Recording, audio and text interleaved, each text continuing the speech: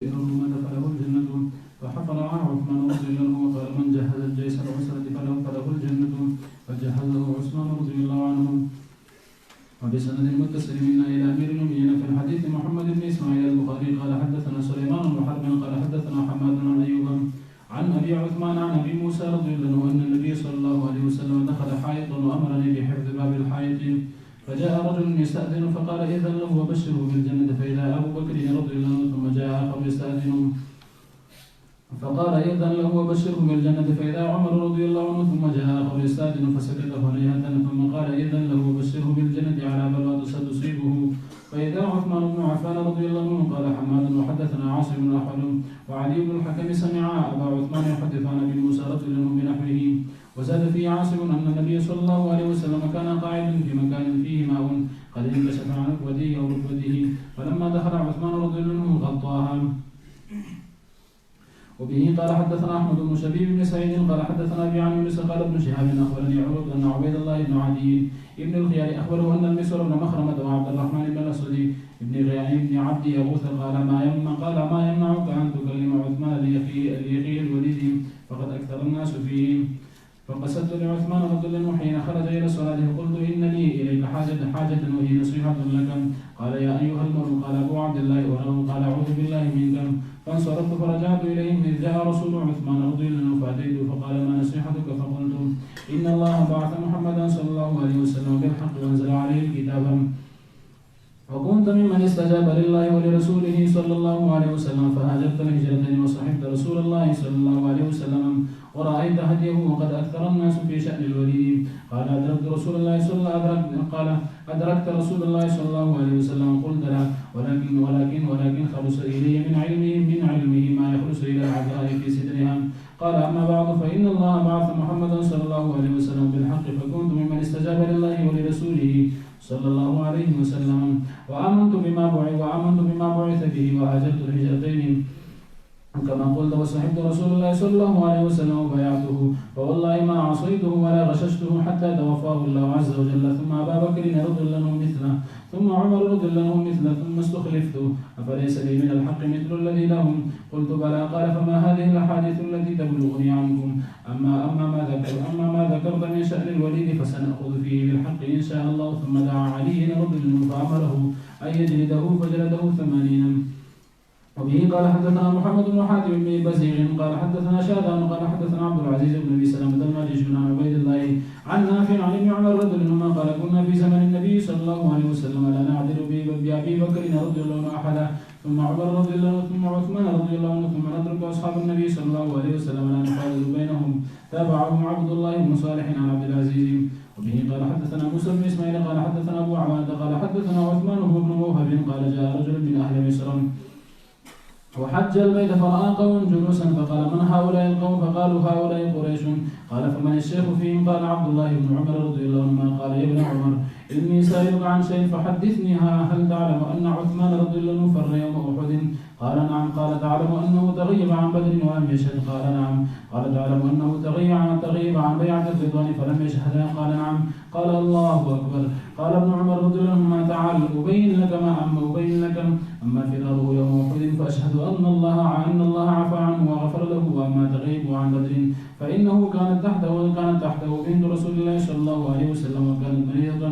فقال له رسول الله صلى الله عليه وسلم إن لك أجر رجل ممن شهد بدرا وسهمه. وأما تغيبه عن بيعة الرضوان فلو كان أحد أعز ببطن مكة من عثمان رضي الله عنه لبعثه مكانه. فبعث رسول الله صلى الله عليه وسلم عثمان رضي الله عنه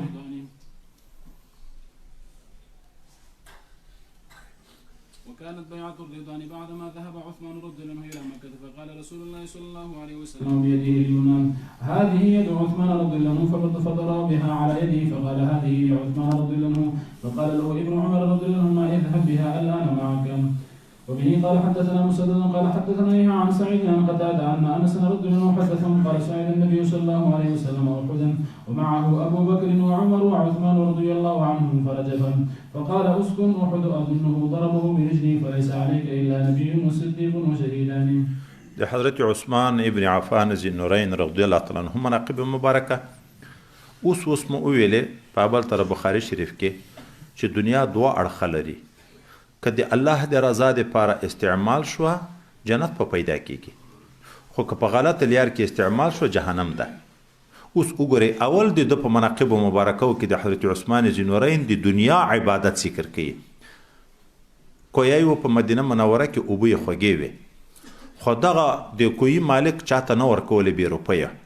او هر چا وس نه و چې په روپیو روزانه د چکاک دپاره اوبه اخلي. پیغمبر علیه السلام ترغیب ورکړو څوک به دا کویی واخلي چې وقف کې عامه مسلمانانو ته خدای پاک به په عوض کې جنت ورکړي. حضرت عثمان ذینورین رضی الله تعالی عنه په 15,000 درهمه باندې کویی واخیست عامه مسلمانانو ته اجازه وکړه چې وړی. دوم د تبوک واقعه چې ډیر مجاهدین تله نبی علیه السلام ویل څوک به دلته غټه چنده پرېږدي چې الله جنت ورکړي. حضرت عثمان ذینورین رضی الله تعالی عنه موږ تاسو ویلي و 600 یا 900 اوښان سره له سامانو او زر د سرو زرو روپۍ دینارونه راوړه پیغمبر علیه السلام ته.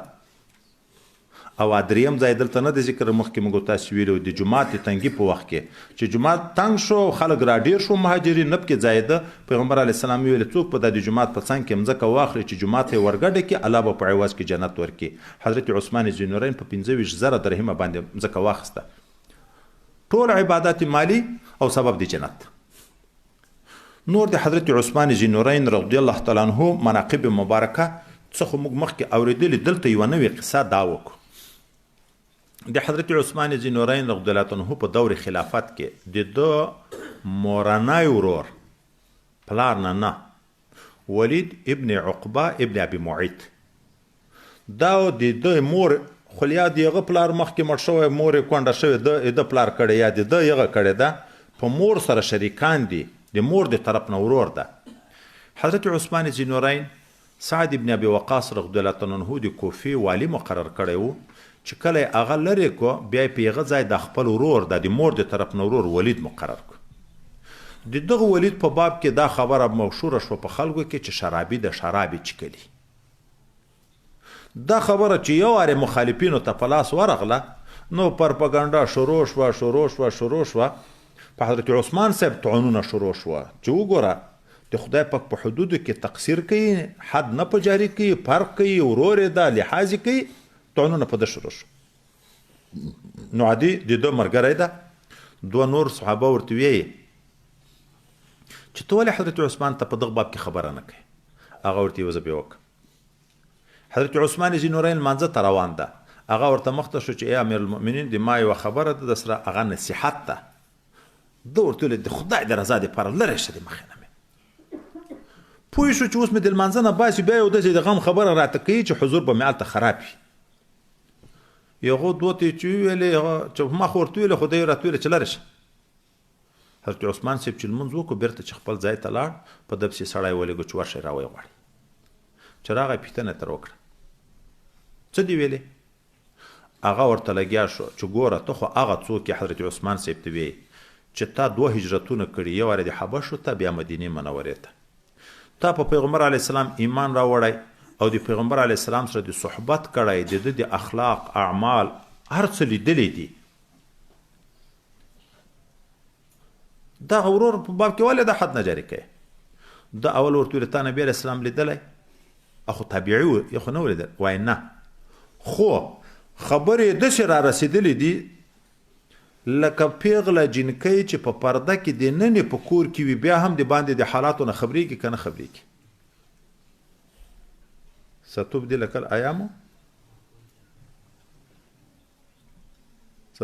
الایام ما كنت جاهلا. مخکې خو نو خبره خو موږ تاسې شعرونه خو مې 2 وارې ویلي وو که نه خو ما حافظه کمزورې ده. دغه ته ضرورت نشته چې روپۍ لګوې بی بی سی دغه ته حاجت نشته یو طالب خبر که ټول بیګا به ټول خلک خبر وي. نو حضرت عثمان ذینورین ورته اوس حضرت پیغمبر علیه السلام چې الله مبعوث کو ما په د ایمان راوړ بیا مې چې یو وارې د ده سره بیعت کړی 2 وارې مې هجرت کړی قسم په خدای ده که بیا ما د پیغمبر علیه السلام نه سرکشي کړي ما عصیته په ټول عمر بیا د پیغمبر علیه السلام نه ما سرکشي نه ده کړې نه مې دوکه ور سره کړې په دا بیعت کې. پیغمبر علیه السلام د دنیا نه لاړ صدیق اکبر خلیفه شو دیغه سره مې بیعت کړی، قسم د که مې بیا د بیعت نه بعد نه دیغه سره خیانت کړی، دوکه کړی، نه مې بیا سرکشي تر کړي. صدیق اکبر د دنیا نه لاړ، بیا مې د حضرت عمر سره بیعت وکړ، قسم د که بیا مې دیغه نه عصیان او سرکشي کړي، نه مې دوکه ورسره کړي. ولې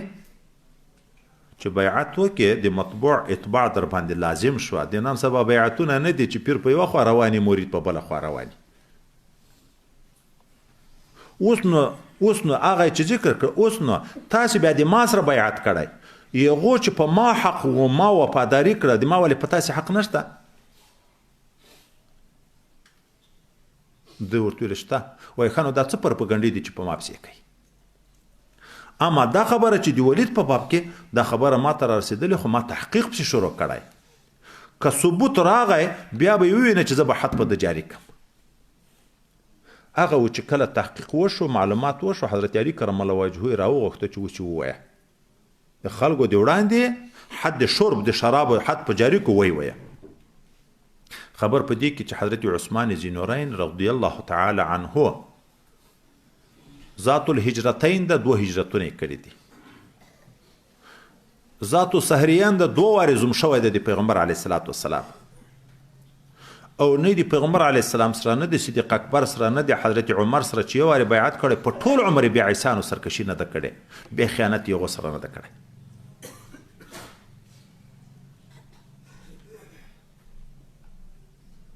او دا بل روایت کې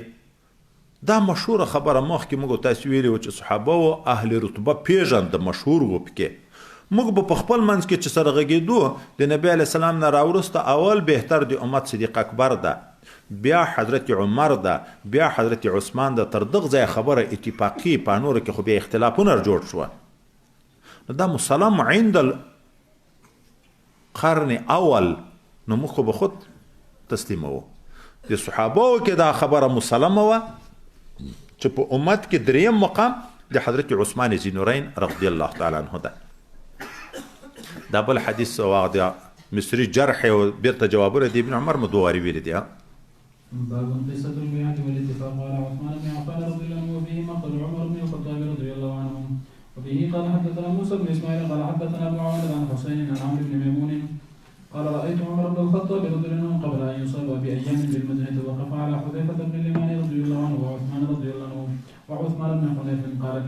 كيف فعلتما؟ أتخافان أن تكونا قد حملتما الأرض ما لا تطيقون؟ قال حمل الله أمرا هي له مطيقة ما فيها كبير فضل. قال انظر أن تكون حملتما الأرض ما لا تطيق. قال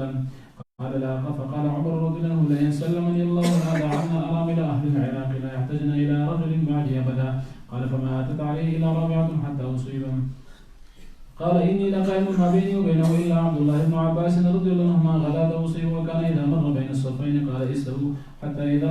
إذا نمر فيهن خللا تقدم فكبر، وربما قرأ بسورة يوسف أو من أحدهم أو نحو ذلك في الركعة الأولى حتى يجتمع الناس، فما هو إلا أن كبر فسمعته يقول قتلني أو أكلني الكلب حين طعنه، فطال العلج بسكين ذات طرفين لا يمر على أحد يمينا ولا شمالا إلا طعنه، حتى طعن 13 رجلا مات منهم 7. فلما رأى ذلك رجل من المسلمين طرح عليه برنسا، فلما ظن العلج أنه مأخوذ نحر نفسه وتناول عمر يد عبد الرحمن بن عوف رضي الله عنهما فقدمه، فمن يلي عمر رضي الله عنه فقد رأى الذي أراه. وأما نواحي المسجد فإنهم لا يدرون غير أنهم قد فقدوا صوت عمر رضي الله عنه وهم يقولون سبحان الله سبحان الله. وصلى بهم عبد الرحمن بن عوف رضي الله عنه صلاة خفيفة. فلما انصرفوا قال ابن عباس انظر ما قتلني، فجال سعدا ثم جاء فقال غلام المغيرة قال أصنع؟ قال نعم. قال قاتله الله لقد أمرت به معروف الحمد لله الذي لم يجعل ميتتي بيد رجل يدعي الإسلام. قد كنت أنت وأبوك تحبان أن تكثر العلوج بالمسجد، وكان العباس رضي الله عنه أكثرهم رقيقا. فقال إن شئت فعلت أي إن شئت قتلنا. فقال كذبت بعدما تكلموا بلسانكم وصلوا قبلتكم وحجوا حجكم. فاحتمل إلى بيته فانطلقنا معه، وكأن الناس لم تصبهم مصيبة قبل يومئذ، فقائل يقول لا بأس وقائل يقول أخاف عليه. فأوتي بنبيذ فشربوا فخرج من جوفه، ثم أوتي بلبن فشرب فخرج من جوفه، فعرفوا أنه ميت. فدخلنا عليه وجاء الناس فجعلوا يثنون عليه، وجاء رجل شاب فقال أبشر يا أمير المؤمنين ببشرى الله لك من صحبة ما قد علمت ثم وليت فعدلت ثم شهادة. قال وددت أن ذلك كفاف لا علي ولا لي. فلما أدبر إذا إزاره يمس الأرض قال ردوا علي الغلام. قال يا ابن أخي ارفع ثوبك فإنه أنقى لثوبك وأتقى لربك. يا عبد الله بن عمر رضي الله عنهما انظر ما علي من الدين. فحسبوه فوجدوا 86,000 أو نحوه. قال إن وفى له مال آل عمر رضي الله عنه فأده من أموالهم وإلا فسل في بني عدي في كعب فإن لم تف أموالهم فسل في قريش ولا تعدهم إلى غيرهم فأد عني هذا المال. ينطلق إلى عائشة أم المؤمنين رضي الله عنها فقل يقرأ عليك عمر رضي الله عنه السلام ولا تقل أمير المؤمنين فإني لست اليوم من المؤمنين أميرا. وقل يستأذن عمر بن الخطاب رضي الله عنه أن يدفن مع صاحبيه فسلم فاستأذن ثم دخل عليها فوجدها قاعدة تبكي فقال يقرأ عليك عمر بن الخطاب رضي الله عنه السلام ويستأذن أن يدفن مع صاحبيه. فقالت كنت أريده لنفسي ولا أثرن به اليوم على نفسي. فلما أقبل قيل هذا عبد الله بن عمر رضي الله عنهما قد جاء. قال ارفعوني فأسنده رجل إليه فقال ما لديك؟ قال الذي تحب يا أمير المؤمنين قد أذنت. قال الحمد لله ما كان شيء أهم إلي من ذلك. فإذا أنا قبلت فاحملوني ثم سلم. فقل يستأذن عمر بن الخطاب رضي الله عنه فإن أذنتني فأدخلوني وإن ردتني فردوني إلى مقابر المسلمين. وجاءت أم المؤمنين حفصة رضي الله عنها والنساء تسير معها. فلما رأيناها قمنا فولجت عليه فبكت عنده ساعة واستأذن الرجال فولجت داخلا لهم فسمعنا بكاءها من الداخل فقالوا أوصوا يا أمير المؤمنين استخلف. قال ما أجد أحق بهذا الأمر من هؤلاء النفر أو الرهط الذين توفي رسول الله صلى الله عليه وسلم وهو عنهم راض. فسمى عليا وعثمان والزبير وطلحة وسعدا وعبد الرحمن بن عوف رضي الله عنه وقال يشهدكم عبد الله بن عمر رضي الله عنهما وليس له من الأمر شيء كهيئة التعزير له فإن أصابت الإمرة سعدا فهو ذاك وإلا فليستعن به أيكم ما أمر فإني لم أعزله من عجز ولا خيانة. وقال أوصي الخليفة من بعد بالمهاجرين الأولين أن يعرف لهم حقهم ويحفظ لهم حرمتهم وأوصي بالأنصار خيرا والذين تبوؤوا الدار والإيمان من قبلهم أن يقبل من محسنهم وأن يعفى عن مسيئهم وأوصيه بأهل الأمصار خيرا فإنهم ردء الإسلام وجباد المال وغيظ العدو وألا يؤخذ منهم إلا فضلهم عن رضاهم. وأوصيه بالأعراب خيرا فإنهم أصل العرب ومادة الإسلام أن يؤخذ من حواشي أموالهم وترد على فقرائهم. وأوصيه بذمة الله وذمة رسوله صلى الله عليه وسلم أن يوفى لهم بعهدهم وأن يقاتل من ورائهم ولا يكلف إلا طاقتهم. فلما قبض خرجنا به فانطلقنا نمشي فسلم عبد الله بن عمر رضي الله عنهما قال يستأذن عمر بن الخطاب رضي الله عنه قال أدخلوه فأدخل فوضع هنالك مع صاحبيه. فلما فرغ من دفنه اجتمع هؤلاء الرهط فقال عبد الرحمن رضي الله عنه اجعلوا أمركم إلى 3 منكم. قال الزبير رضي الله عنه قد جعلت أمري إلى علي رضي الله عنه. فقال طلحة رضي الله عنه قد جعلت أمري إلى عثمان رضي الله عنهم. وقال سعد رضي الله عنه قد جعلت أمري إلى عبد الرحمن بن عوف رضي الله عنه. فقال له عبد الرحمن أيكما تبرأ من هذا الأمر فنجعله إليه والله عليه والإسلام لينظرن أفضلهم في نفسه. فأسكت الشيخان. فقال عبد الرحمن رضي الله عنه فتجعلونه إليه والله علي ألا آلوا عن أفضلكم. قال نعم. فأخذ بيد أحدهما فقال لك قرابة من رسول الله صلى الله عليه وسلم والقدم في الإسلام ما قد علمت فالله عليك لئن أمرتك لتعدلن ولئن أمرت عثمان رضي الله عنه لتسمعن ولا تطيعن. ثم خلا بالآخر فقال له مثل ذلك. ولما أخذ الميثاق قال ارفع يدك يا عثمان رضي الله عنه فبايع له علي رضي الله عنه وولج أهل الدار فبايعوه. د حضرت عثمان ذی نورین رضی الله تعالی عنہ د امارت د انتخاب خبره چې په دې کې د حضرت عمر د شهادت غمجن قسم ذکر کیږي. حضرت عمرو ابن میمون وی چې حضرت عمر ابن خطاب رضی الله تعالی عنہ د شهادت نه څو ورځې مخکې ما ولید چې حضرت حذیفه ابن یمان حضرت عثمان ابن حنیف ته ویلې چې دی لګلی وو د عراق په طرف د اهل ذمه باندې چې مالیه مقرره کوي په مځکه باندې خاص ټیکس مقرر کی مالیه بیرته هغه راغلی و نو یو ته ویلې چې تاسو څه خیال ده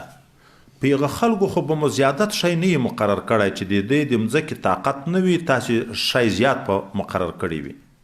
یو ورته ویل نه موږ دومره شي په مقرر کړی چې دیغه په طاقت کې موجود ده بیا یې ورته ویلې ګورې سم فکر وکړه داسې نه چې ظلم مو کړی وي په اهل ذمه باندې مو زیات شی نه یې مقرر کړي هغه ورته ویلې چې نه موږ زیادت نه ده کړی بیا حضرت عمر رضی الله عنه وویل که خدای پاک زه پرېښوم روغ زه به د عراق د کونډو سره دومره کومکونه وکم چې د ما نه بعد به بیا بل سړي ته نه یې محتاج دا قسم حضرت عمرو بن میمون وی چې د ما په یاد ده چې مخکې د شهادت نه 4 ورځې د دغه 4مه ورځ کېده د سهار جمع ده د ما او د حضرت عمر صاحب په منځ کې حضرت عبدالله ابن عباس رضی الله عنه ولاړ ده حضرت عمر صاحب راغی مخته شو امامت چې امامت شروع کو لږ قرائت چې ویلې ابو لؤلؤ مجوسي چې یو غلام و دغه راغی حضرت عمر فاروق رضی الله عنه یې په خنجر باندې ووایه چې دا دواړه طرفه یې تیروي چې دا وایه حضرت عمر فاروق رضی الله تعالی عنه سورة یوسف مبارک شروع کړی و اول رکعت و چې غږ یې کړ چې زه مړ کړم سپي دغه خبیث مجوسی چې منډه یې واخیسته چې څوک مخې ته ورتله هغه یې ویل 14 کسان یې نور وویل چې 2 نفره په هغو کې هم شهیدان شوه یو صحابي وکته چې اوس نیولو خو یې کار مشکل ده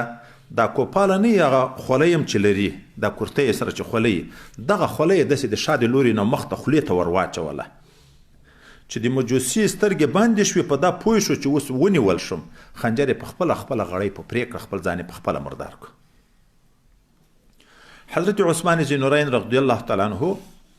حضرت عبدالرحمن ابن عوف رضی الله عنه تر لاس راوینیو مخته یې کو امامت ته دا د مخکې صف خلکو خو دا حال ولید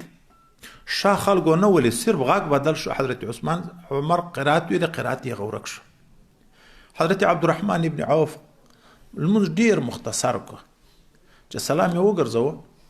حضرت عمر فاروق رضی الله عنه ابن عباس رضی الله عنه ته ویل ته وګوره چې دا زه مړ چا کړم وویلم چا چې وګرځېدو په هغه خلکو کې چې پراته دي 14 خو مسلمانان پراته دي یو دغه ابو لؤلؤ مجوسي پروت ده چې په خپل ځان مردار کړی نو ده ورته ویلې هغه غلام د مغیره ویلی وی هغه صنع کارګر ما ورته ویلي او وی ما خو د ده په باب کې د خیر فیصله کړې وه خو بیا د خدای شکر ادا کوي چې الحمدلله چې د ما مرګ د مسلمان په لاس رانغی دغه خبیث واقعه یې دا وه چې ده باندې خپل مولا د ورځې 1 دینار مقرر کړی چې ماته به په ورځ کې 1 دینار ګټې حضرت عمر فاروق رضی الله عنه ته ودرېدو چې ته د ما مولا ته ووایه چې دا زمان چې په ما مقرر کړی ده دا لږ کم کړي د دې کیسه پوښتنه تر وکړه ته څه کار کوې د چې خپل کار ورته وښو اترکاڼي یا هر شی چې بیان کړه ډېر کسبي وه نو حضرت عمر فاروق ورته ویلې د تا د دغه دومره غټ کسب سره دغه روپۍ خو کمه ده 1 دینار در باندې مقرر ده دا خو زیات نه ده د خبره یې وانه اورېده قبوله یې نه کړه بیا حضرت عمر فاروق رضی الله عنه ورته ویلې که یوه ژرنده ماته جوړه کړې ترکاڼې که ژرنده جوړه کړې هغه ورته ویلې صحیح ده چې روان شو دغه مجوسي خبیث حضرت عمر صاحب ته ویلې داسې ژرنده به درته جوړه کړم چې د شرق نه تر غربه به خلک په وغږېږي حضرت عمر صاحب د ملګري ته مخ ور واړو دغه خبیث ماته د مرګ دمکۍ راکړه دا مې وژنې هغه خبر منشه وه د ویلو چې حضرت عمر فاروق رضی الله عنه وویل شو لمانځه نه بعد ورواخیست کور ته یې یوړ دلته حضرت ابن عباس ته ویل دا کار ټول د تاسې نه خراب ده د حضرت عباس غلامان ډیر وو د حضرت ابن عباس ډیر وو تاسې غلامان ډیر کړ د هغه د وجې نه هغه ورته ویل که خواکه دې اوس به مړه کو وایي نه دروغ دې ویلې اوس خو یې نشي وژلی اوس خو دغه غلامان هم اکثره اسلام راوړی اوس خو مرګ ناروا ده د خلکو په منځ کې اختلاف جوړ شو د رایه چا ویل چې پروا نشته زخم د خدای پاک به جوړ کړي دومره ډیر نه ده زخمي چا ویل نه دا نه پاتې کېږي نبي زې ورته راوړه چې وایي چې کل د کلمو نه ووته نصر وایي و کلمې پرې شوې وې بیا یې شودې ورته راوړې چې وایي چې کلي هلته بېرته د کلمو نه وبهېدې خلک وډار شو چې بس دا هلاک کېږي هسې علاجونه خو نه وو نن سبا غوندې چې هغه زخم وګنډه او شی حضرت عمر فاروق چې حال نازک شو خلکو یې صفتونه شروع کړه تسلي ورکوي ده ته یو ځوان ورته راغی حضرت امیر المؤمنین ته ورته ویې چې زیره مې در باندې د الله په زیرې تا د رسول الله صلی الله علیه وسلم سره ډېره ښه ملګرتیا وکړه په اسلام کې قدیم وې او امارت د عدل او د انصاف وکړه بیا خدای اوس مرګ د شهادت درکړه ته خو بیخي مه خفه کېږه حضرت عمر سے بیا ورته قسم د زه په ده خوشحاله یم چې کفاف دا ټول عمر د 10 کاله امارت ما کړی چې نه یې ثواب وی او نه یې عذاب وی دا ځوان چې روان شو لنګ پسې څکېدو بیا یې ویل ګورې په دغه وخت کې ناصح ده بیرته راوغواړئ چې راویې غوښتو ورته ویل چې یو وراره دا جامې دې در پورته که یو خو به د جامه پاکوي بل به تقوا وي تواضع به وي تکبر به ختم شي بیا خپل زوی مبارک حضرت عبدالله ابن عمر ته مخ وراړئ او ورته ویې په ما چې کوم پورونه دي ته هغه حساب که چې څومره دي 10 کال او څو میاشتې امارت یې ټولې دنیا کړی او دی پوره وړی د دنیا نه ځي چې پورونه حساب کړه 80,000 درهمه دی پوره وړی ده حضرت عبدالله ابن عمر ته بیا ویې چې ډېر ماته مهم دغه پور ده د انسانانو چې په ما ده اما جایدادونه چې مځکې شیانې خرڅې که دا پور په پرېږه که په یغو نشو پرې د خپل خاندان بني عدیونه سوال وکړه که په یغه هم نشو کومک دومره نه ده بیا د قریشو نه خو د نورو خلکو نه به سوال نه کوي او بیا ورته ویې ورشه ام المؤمنین حضرت عایشې صدیقې ته ورته ویې چې عمر سلام در باندې ویې داسې ما ورته ویې چې امیر المؤمنین سلام در باندې ویې ما نور د امارت سلسله ختمه ده او ورته ویې چې عمر اجازه غواړي چې که د صحابینو د رسول الله او د صدیق اکبر سره د دې کوټه ده که اجازه وشي چې زه هلته دفن شم حضرت عبدالله ابن عمر رضی الله تعالی عنه چې حضرت عایشې رضی الله تعالی عنها ته ورغی هغه په کوټه کې په ژړا ده ځکه دومره غټ غم په مسلمانانو نه و راغلی دومره عادل امیر چې 10 کاله د امن او د سکون زندگی مسلمانانو یې د تر سوري لاندې کړې دا اوس د دنیا نه ځي نو حضرت ام المؤمنین په کوټه کې ناسته ده ژاړي حضرت عبدالله ابن عمر ورته ویل چې عمر په تا سلام یې او اجازه غواړي که د دې د صحابینو سره د رسول الله او د صدیق اکبر سره اجازه وکړي چې دی هلته دفن شي هغې ورته ویل ما خو اراده دا وه چې دا کوټه د ما د زه به پکې دفن کېږم خو زه یې نن ایثار کوم ځان نه دای غوره کوم دته یې ورکوم اجازه ده د ما کله چې حضرت عبدالله ابن عمر د ام المؤمنین د کور نه را روان شو چې ولید غږ یې وکړه چې هغه د راغی عبدالله ابن عمر عشق ته ګورئ د رسول الله صلی الله علیه وسلم حضرت عمر وی ما لږ ورپورته کوي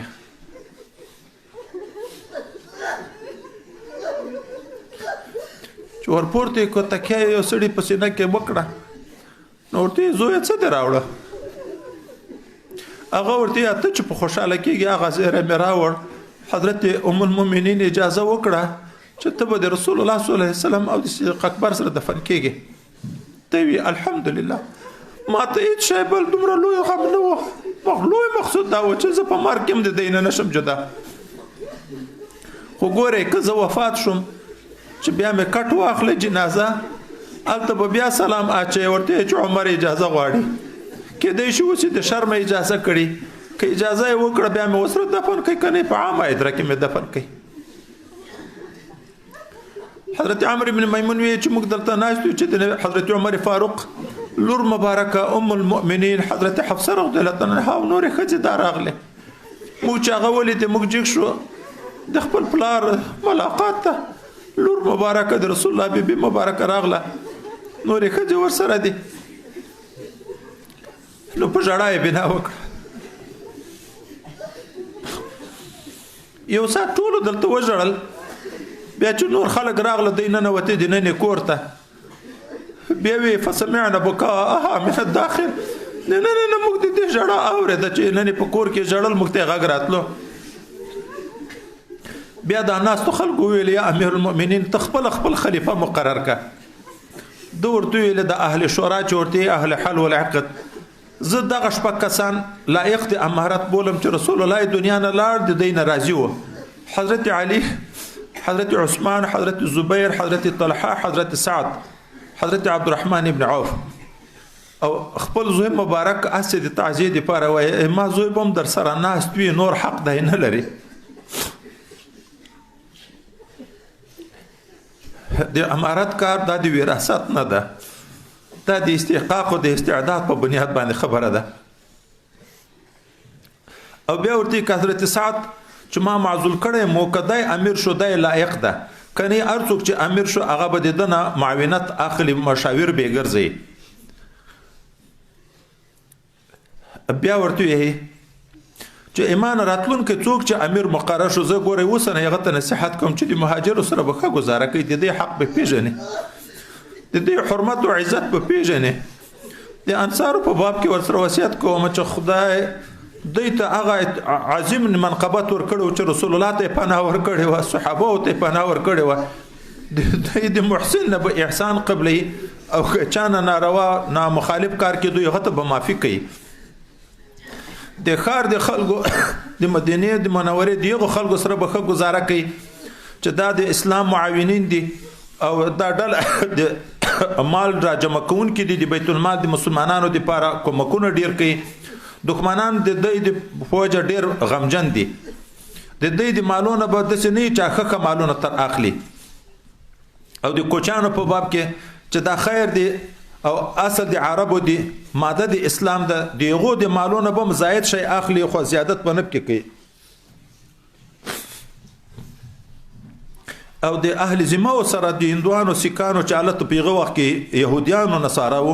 دیغو سره بم د الله او د رسول د ذمه موافق سلوک کوي، زیات شي په پیغه باندې نه مقرري. بیا چې کله حضرت عمر فاروق رضی الله عنه خپل روح مبارک الله ته وسپاره نو دی چې موږ چې بوتلو جنازه کټ مواخست د حضرت المؤمنین کوټې ته چې ورنږدې شو بیا مو ورته ویل چې حضرت عمر اجازه غواړي. نو دی ویلې وره ولې الته د رسول الله صلی الله علیه وسلم د صدیق اکبر رضی الله عنه سره نږدې ښخ کړی شو. دفن کار چې وشو دغه شپږ نفر اهل شورا سره کېنسته. حضرت عبدالرحمن ورته ویل شپږ ډیر یو درې به دریو ته اختیار ورکو، درې به سره وغږیږو. حضرت زبیر ویل د ما اختیار د حضرت علی، حضرت طلحه ویل د ما اختیار د حضرت عثمان، حضرت سعد ویل د ما اختیار د حضرت عبدالرحمن. بیا حضرت عبدالرحمن دوی دواړو ته ویل حضرت علی او حضرت عثمان رضی الله عنه ته ارڅوک چې د امارت نه بیزاره کیږي موږ به دته امارت ورکو خو الله به رقیب ګور به دای چې خیانت ونه کړي د الله سره او د اسلام سره. او دوی د خپل ځان سره فیصله وکړي چې کوم یو دوی ته افضل دی کیږي فیصله د دیغه په باب کې وکړي. یو دوه غلی شو څه نه ویلې. بیا حضرت عبدالرحمن ویل نو خبر اختیار ما ته وسپاره د ما د په خدای قسمي چې زه به د تاسو په افضل کې تقصیر نه کوم، کوشش په کم چې کوم افضل وي هغه ته به بیعت دیغه په باب کې کوم. حضرت علی سیب د لاس نو وینه ورته لګوره ته د رسول الله خپل یې اول مسلمان یې الله غټ مقام در کړی خو ګوره تا د په خدای قسمي کمه امیر کړي عدل وکي او که حضرت عثمان می امیر کو نو ته به اطاعت کې. به د حضرت عثمان دغه سي وعده واخسته او مخکې موږ تاسو ویلو درېش په پټ مشورې کړې د خلکو سره حالات چې شپه ورځ خوب ده نه د کړی چې دای معلومه کړ چې د حضرت عثمان غوندي مقام دی بل چا نشته. بیا نو پستې غنه بیعت وکړ حضرت عثمان ته ویل راس وینې ساعت خلکو دی وړاندې حضرت عبدالرحمن بیعت وکړ، بیا حضرت علی سیب دستي ورجک شو بیعت وکړ، ټول مسلمانانو بیعت وکړ. نو د بیعت خبرم داسې په مشوره